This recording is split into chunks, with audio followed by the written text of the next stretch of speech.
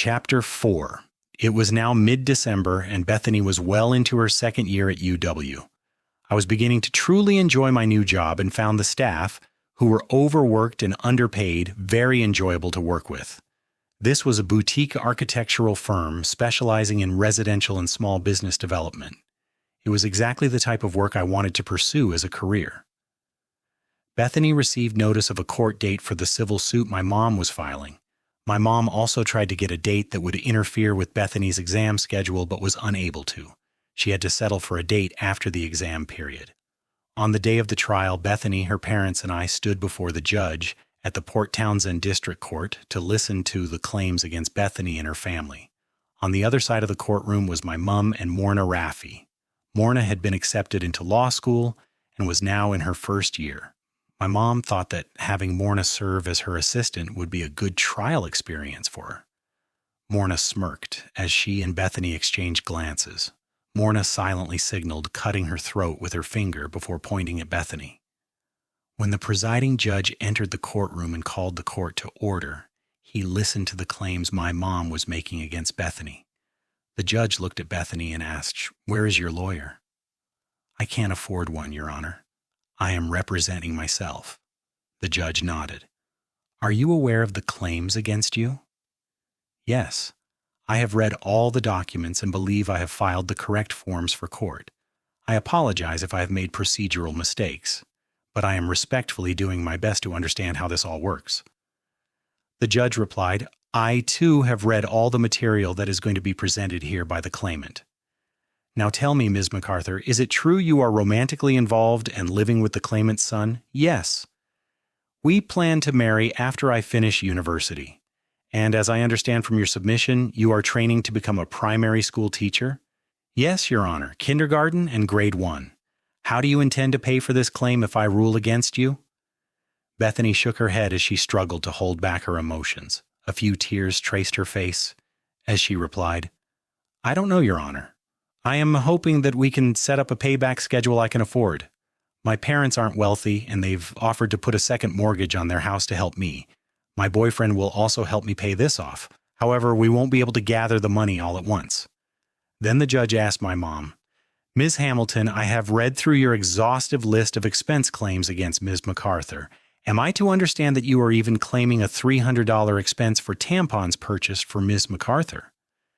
"Yes, Your Honor, you read that correctly. That is just one of many items Ms. MacArthur has forced my son to pay for over the past year, and will continue to do so until she finishes her time at the University of Washington. She has devised a scheme to trade rent and expenses for sensual favors. Your Honor, don't let her sweet and manipulative Pollyanna persona deceive you. She is a cunning and scheming girl. Ms. MacArthur, in your defense submission, you state that you tore up a check that Mr. Hamilton had written to you for $10,000. Is that correct?" "Yes, Your Honor, it was humiliating for me, and I didn't want anyone to treat me like a common prostitute. That family has tried to buy us off with a lot of money, but Clinton and I keep refusing it. We want to live free, independent lives away from the manipulation that comes with the checks they write. I would rather live in poverty than ever have to be subjected to that level of abuse. How do you intend to make a living after all this?" "We plan to work. Clinton is an aspiring architect at a small firm, and once I finish university, I will look for a job as a teacher. We probably won't be wealthy, but we will be happy. We are in love, Your Honor. We only desire simple, peaceful lives together, and then one day to raise a family of our own." Bethany looked at her mom and dad and then back to the judge and said, "I have been privileged to be raised by loving parents in a safe and secure home. My mom and dad still love each other to this day and have given me a beautiful life. They aren't wealthy at all, but I want what they have together. With Clinton, I know we can have that. I don't care about money at all." After hearing Bethany, the judge paused for a few moments before stating, "I am recessing this court for 30 minutes to consider what I have read and heard today." He struck the gavel, stood up, and walked out of the courtroom.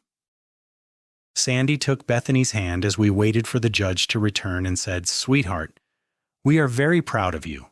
No matter what the judge decides, I want you to know that just like we paid for Anna to stay in America, You are worth every penny we have and so much more." Bethany wiped away her tears and softly replied, "I love you too, Mom. I just don't think it's fair for you and Dad to have to pay for something just because I fell in love." Sandy reached out, took my hand, and placed it on Bethany's. "Both of you are meant for each other. I have no doubt about that. It won't change a thing if the judge rules against us. You will still have lives with each other, and you will still have children. You will one day look back on this day as a learning and growing experience." Bethany had tears streaming down her face as she replied, "You are the best mom in the whole world." She hugged her mom and said, "I love you so much, Mama." They held each other for a long time. I looked over at my mom and Morna and saw them watching Bethany and Sandy's gentle and touching exchange. Then, for the first time, I saw fear in my mom's eyes. She was worried that she might lose this lawsuit. The judge returned and had everyone stand to face him. He looked at Bethany and stated, "I find your written submission and testimony here this morning to be credible, Ms. MacArthur. It is very clear to me that you are neither a schemer nor a prostitute as the claimant claims. I believe that you are a young lady who is in love. Although I personally believe that two people living together in an intimate relationship is not appropriate before marriage, that belief does not influence my decision today. I hereby order this case dismissed based on the credibility of Ms. MacArthur and her honest clarity about personal morality." He slammed the gavel down and ended the session. Bethany gasped and immediately started crying. She hugged her mom and dad, then turned to me and held me tight. She kissed me repeatedly, pressed her face against mine, and whispered, "We are finally free, baby. She can't hurt us like this anymore." As Bethany was hugging me, I glanced over her shoulder at Morna and my mother. They both looked like they had been hit by a sandbag. Up until that point, my mother had never lost a court case in her life. And here she had just been beaten by a young woman who presented her case without a lawyer. We didn't see my mother at all after that until 2 years after Bethany and I got married. As we were all leaving the courthouse, Morna approached and asked to speak privately with Bethany. Bethany was wary of this request, but followed her to the other side of the steps, out of earshot of us. Morna looked at Bethany and said, "I am not going to ever pretend to like you. You have taken away the man I was going to dedicate my life to, but I also no longer believe that you would ever ditch him for something better. We can all see how much you love Clinton, and he loves you. I am jealous of that love. I wish I was you. I wish he would look at me like he looks at you. Honestly, Bethany, I saw that on the fateful day in the cafeteria when I realized you were both falling for each other. I have tried to make your life a miserable living hell, and I'm sorry for that. It hasn't brought me peace, love, or anything of value. It only brought me pain. I still don't understand the real reasons you won't accept money from his parents, but I respect you for that. You are not the soft powder puff I thought you were. And although it hurts me deep down to say this, I hope you and Clinton are okay. I hope you both get what you are looking for." Bethany nodded with a smile. "That means a lot to me. Thank you for sharing that. I hope you find happiness and true love, the kind of love that melts your heart and opens your soul." Morna gave a sad smile. "God, you are so beautiful to look at. So sweet, kind, and gracious. You always smell amazing and tempting. How does any guy stand a chance against that? Why did you have to go after the one man that I loved? You could have had anyone." "No, not anyone, just Clinton. I knew that from the moment we bumped into each other on that first day." Marna laughed with sarcasm. "I hate cherry cola because of you now. I used to love it." Bethany laughed and nodded. "And I hate Thanksgiving dinner because of you. Clinton and I nearly pulled off Operation Mommy's Love." Morna smiled and shook her head. "Yeah, that was kind of shitty of me, wasn't it? But as you probably know all too well by now, Barbara Hamilton doesn't know how to love anyone. She only understands wins and losses, and she hates losing. Watch your back around her, Bethany. She hates you now more than anything. It's an obsession to her." Over the next few years, we stayed in touch with Morna. She eventually became a lawyer and practiced family law. My mom was disappointed that she didn't follow in her footsteps, but I don't think Morna had the true killer instinct my mom was born with. Morna eventually married, got divorced, and married again. I don't know how happy she is because about 6 months after Bethany passed away, she looked me up and asked me out for coffee. She told me she was still in love with me and hoped that once I moved past mourning Bethany's passing, we might have another chance at a romantic relationship. Morna was still married to her second husband and willing to dump him at a moment's notice if she thought she had a shot at getting me back. I broke her heart again for the second time when I declined. To me, it would have been a terrible betrayal of Bethany's memory. It wasn't until I met Estelle 3 years later that I realized I was healed enough to try loving a woman once more. Things settled down with my family for a long time after we successfully repelled the lawsuit. We spent Christmas with Bethany's family and had a great time. It was fun watching Bethany and her older brother Craig tease each other nonstop. They never let up. Bethany could be brushing her teeth or getting ready for bed when Craig would sneak up behind her and yell, "Boo!" almost making her jump out of her skin. The chase was on then. Bethany planned her revenge just when he least expected it. One time, Bethany switched the nacho chip guacamole dip with wasabi and offered it to Craig.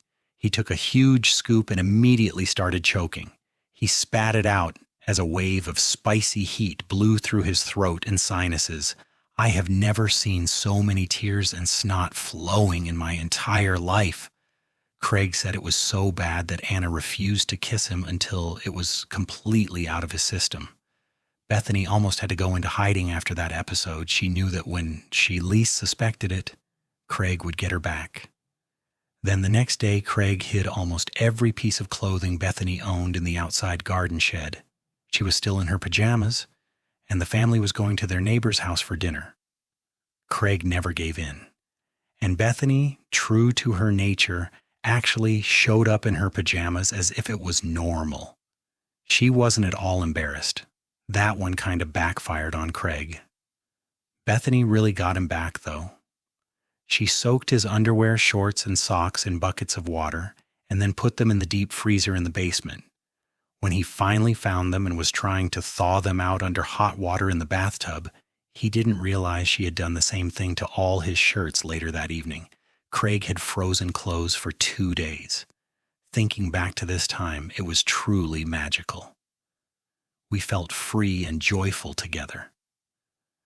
We didn't mind that we only had 2 cents left after each paycheck. Bethany could turn a cheap $5 dinner into a candlelit extravaganza. She showed me that you could live a happy and fulfilled life with almost no money at all. We attended every free event we could find, from concerts in the park to walks on the beach. Each week, we tried to discover a new adventure together.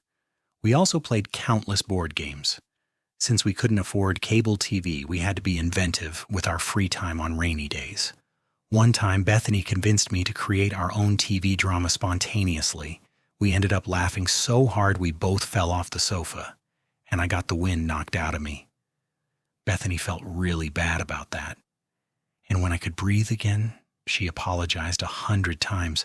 "Baby, I'm so sorry. I didn't mean to hurt you like that."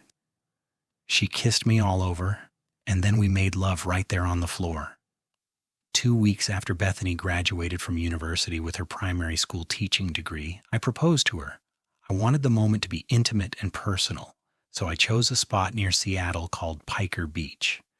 It was a sandy oasis that Bethany and I visited all the time. It was her favorite spot. Before I proposed, I wondered how she would react. Would she be excited, or would it feel like just another extension of what we were already doing? Bethany's response blew me away. We were walking hand in hand, both of us barefoot, enjoying the ocean tide as it washed up on the shore. It was a warm, sunny late afternoon in mid-June. Bethany was having a no-makeup day.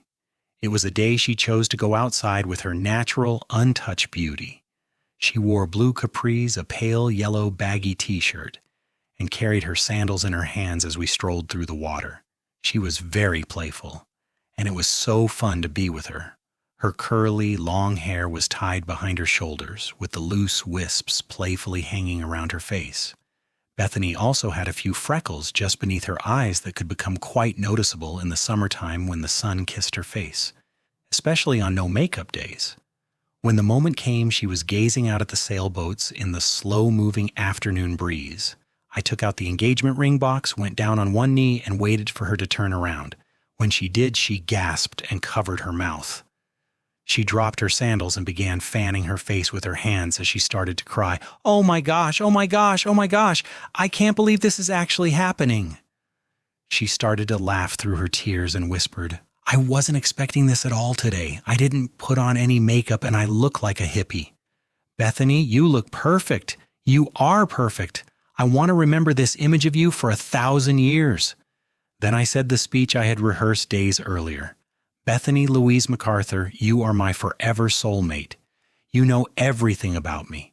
You are and will remain the only woman I can truly love. I hope you will become the mother of our children.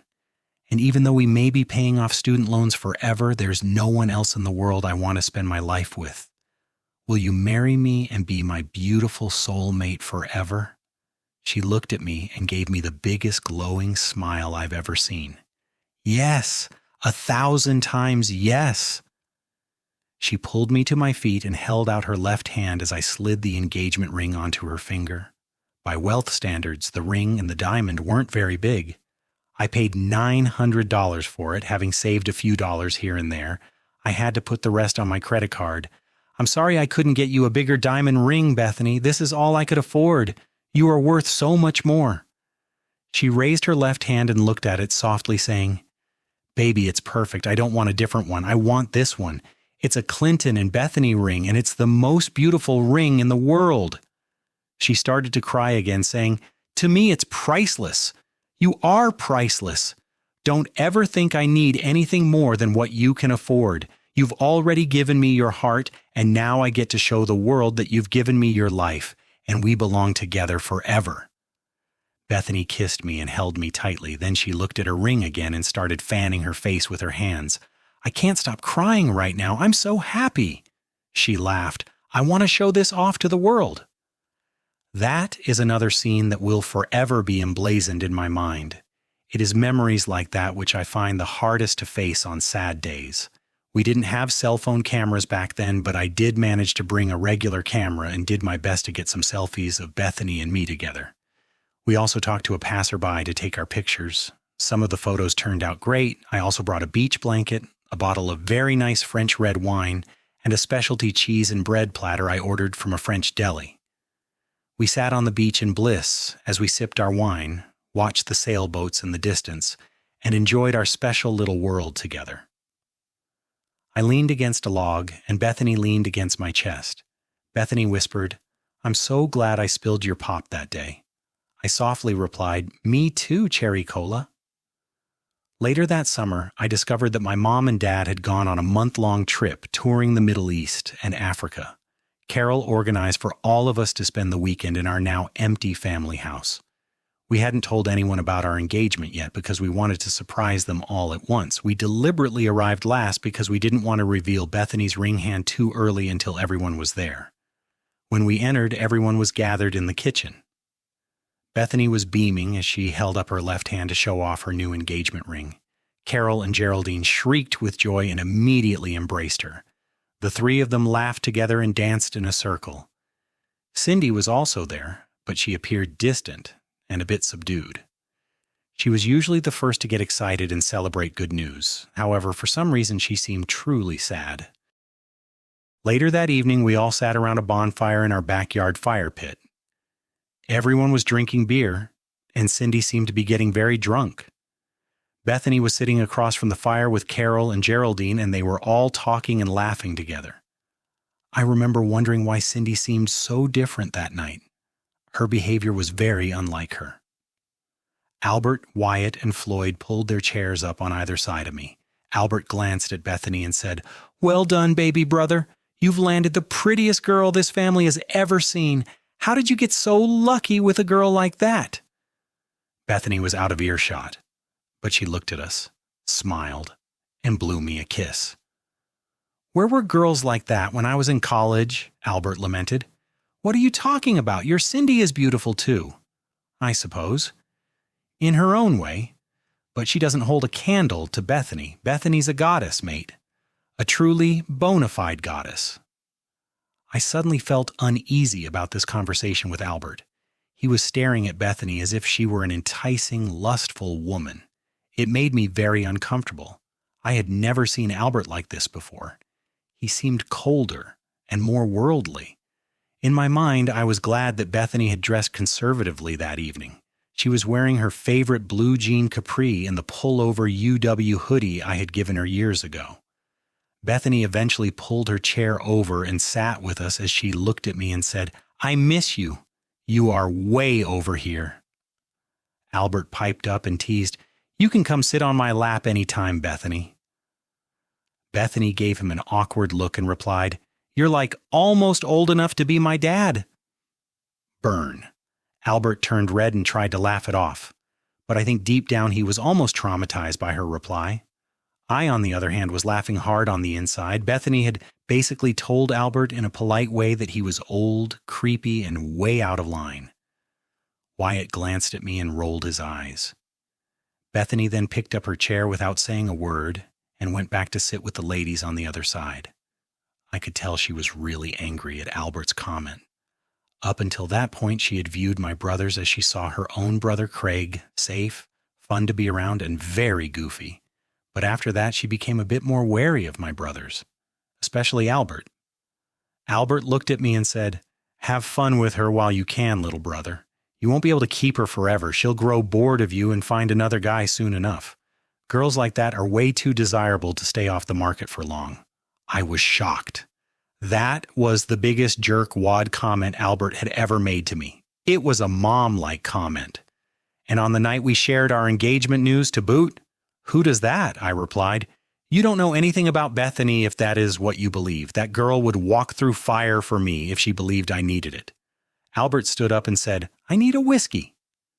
He wandered back into the house. Wyatt looked at me and placed his hand on my shoulder. "Bethany is your true love, little brother. Don't let Albert wreck your special day. We can all see how much she adores you." Why is Albert acting like this? He's jealous of you, bro. You defied mom and cut yourself off from the family's money source. You went against her and fought for your girlfriend. I mean, fiancé. He smiled at me.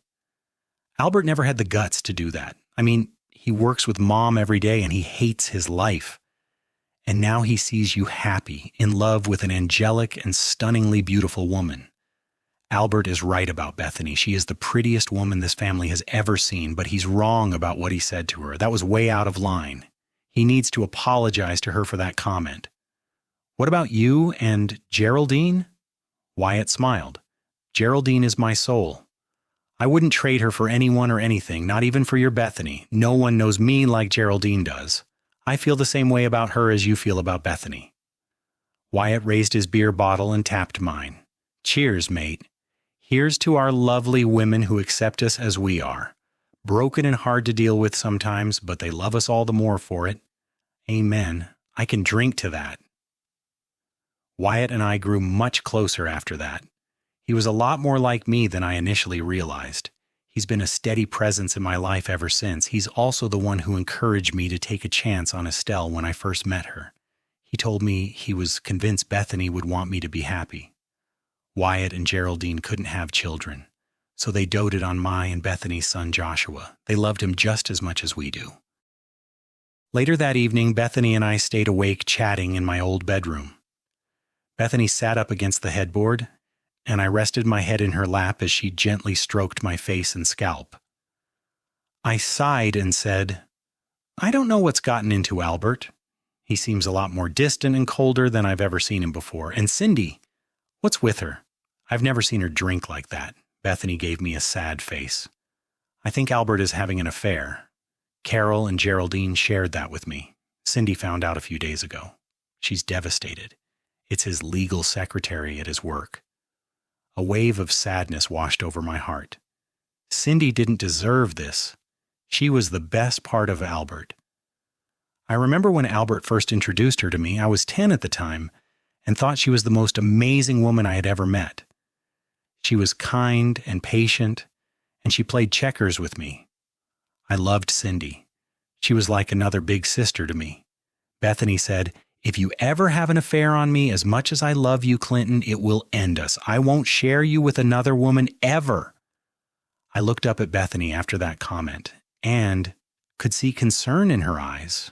I replied, "If I am willing to walk away from my family and their money forever for you, do you honestly think I would want to trade what you and I have fought so hard to keep for someone else? Bethany, I'm at your mercy. I'm willing to follow you all around the world. I'll do anything for you." Bethany smiled, leaned down, and kissed my forehead. "I knew you would say that," she teased. "But would you rob a bank for me?" "Name the bank and I'll be there with bells on." "Bells, huh? What if I told you to rob it completely naked? Would you still do it for me?" I laughed. "Yes, cherry cola, Evan naked." "And would you stop by Dairy Queen on your way back from your naked robbery and get me a cherry sundae? If I haven't been shot dead by the police by that point, yeah, I still think I could pull it off." Bethany began to giggle and let out a huge fart. I sat up quickly and said, "Seriously, my head was down there." She was laughing so hard that the whole bed was shaking. "Oh my gosh, I'm so sorry." She could hardly contain herself. "Sorry? You planned that? I'm going to stand by the door until the air clears." Bethany was shrieking with laughter now. "Oh my gosh, you should see the disgusted look on your face." She fell back into a fit of laughter. Bethany hopped off the bed, came over to me, and wrapped her arms around me. "Are you safe now?" I asked with a smirk. "Maybe. Maybe not." At that moment, a blood-curdling scream echoed down the hallway. Bethany and I waited in the kitchen with Geraldine, Wyatt, Floyd, and Carol. An ambulance had been called, and Cindy had been rushed to the hospital in an unresponsive state.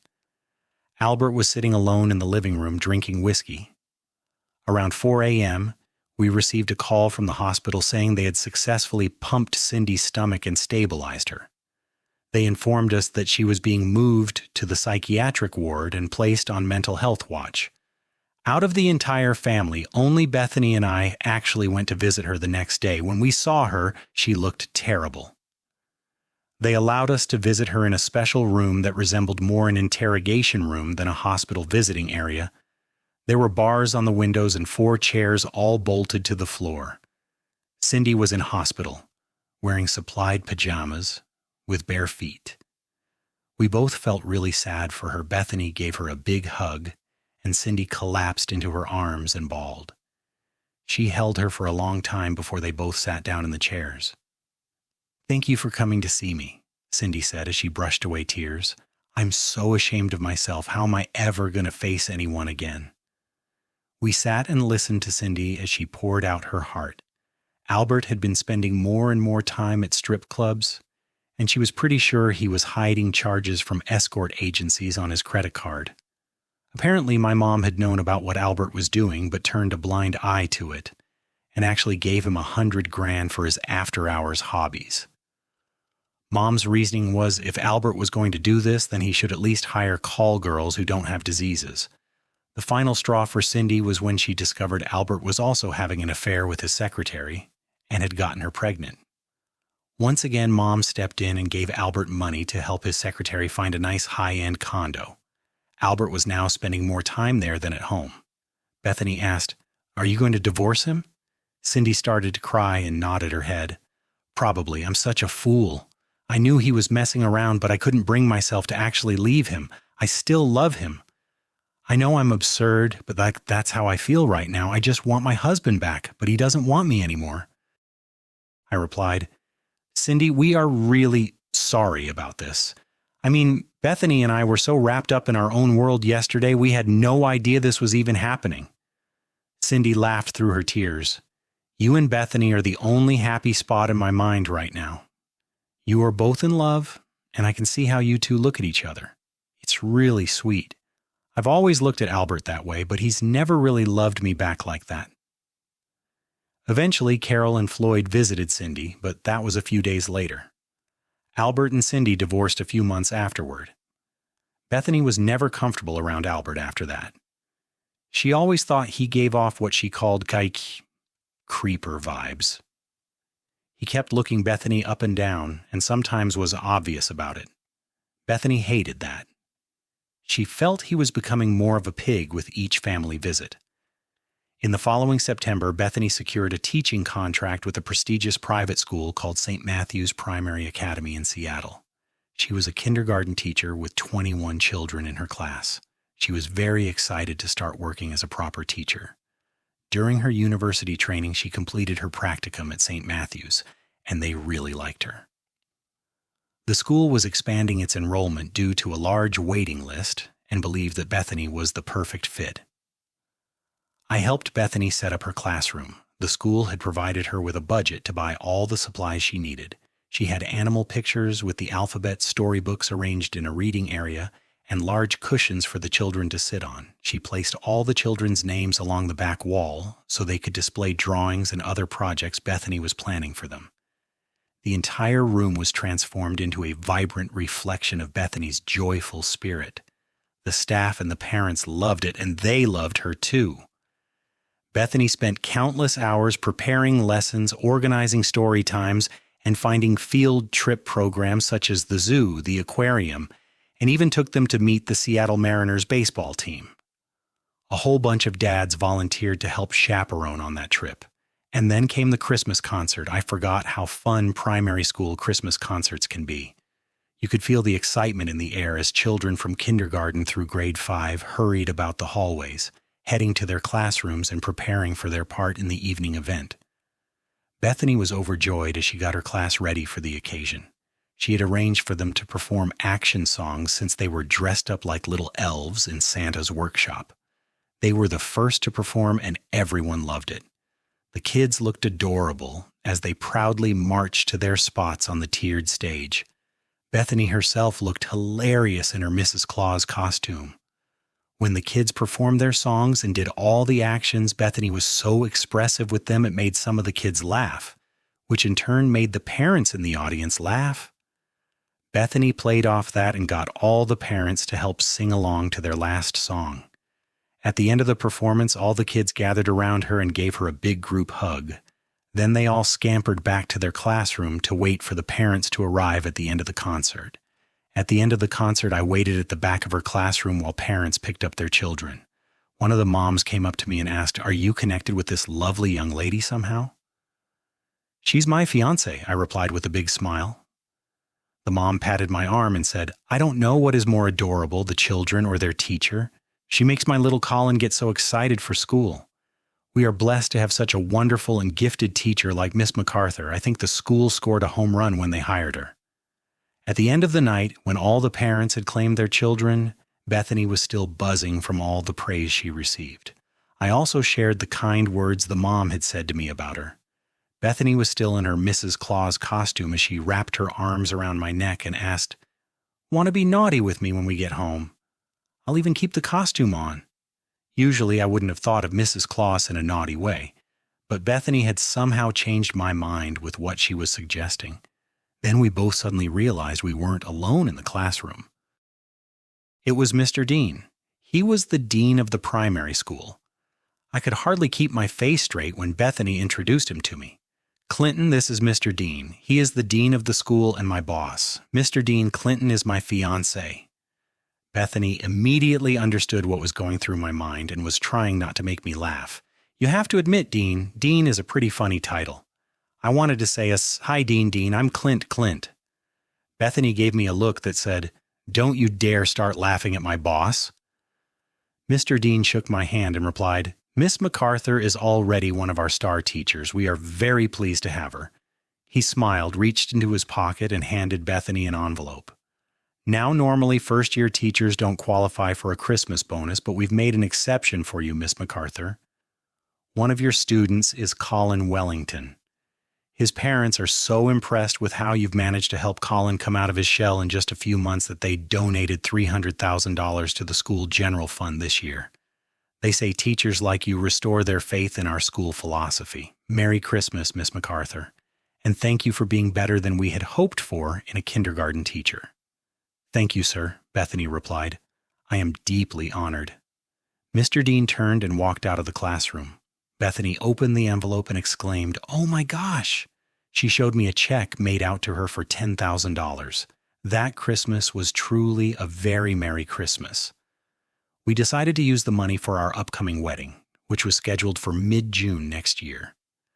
That was when Bethany finished her teaching year, and I was eligible for 2 weeks of holidays. About a week before Christmas, my architecture firm held an office party. Bethany had never been inside my building before, so she was really curious to see where my desk was and the general layout of the place.